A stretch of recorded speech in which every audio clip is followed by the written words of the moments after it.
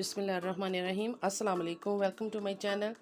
आज मैं आपके साथ शेयर कर रही हूँ आलू और बेसन के फ्राई नान की रेसिपी, ताकि आप बाज़ार वाले ढाबा स्टाइल के क्रिस्पी और सॉफ्ट दोनों तरह के नान घर पर फ्राई कर सकें।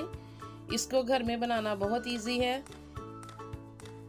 2 कप बेसन लेकर इसको अच्छी तरह से छान लेना है और 2 आलू बारीक कटे हुए इनको काट कर पानी में हमने पहले डिप कर लेना है।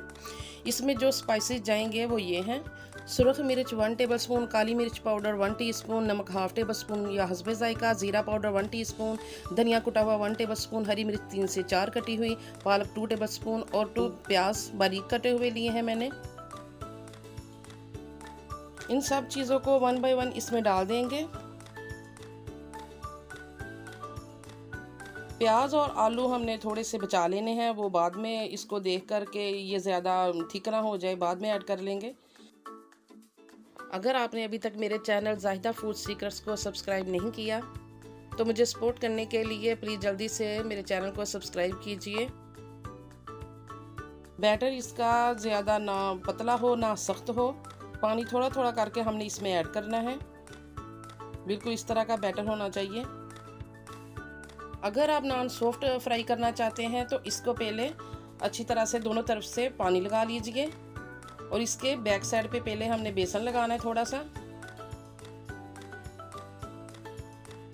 फिर इसके फ्रंट साइड पे अच्छी तरह से सारा लगा लेना है बैटर। हमने सारा कवर कर लें इसको। मीडियम फ्लेम पे हमने घी को गर्म करके इसमें डाल देना है नान को, और घी हमें ज़्यादा लेना है डीप फ्राई के लिए। और इसको ऊपर से इसके घी डालते जाएंगे अच्छी तरह से, ताकि ऊपर से भी थोड़ा सा कुक हो जाए। नीचे से ब्राउन होने के बाद इसको हम पलट लेंगे।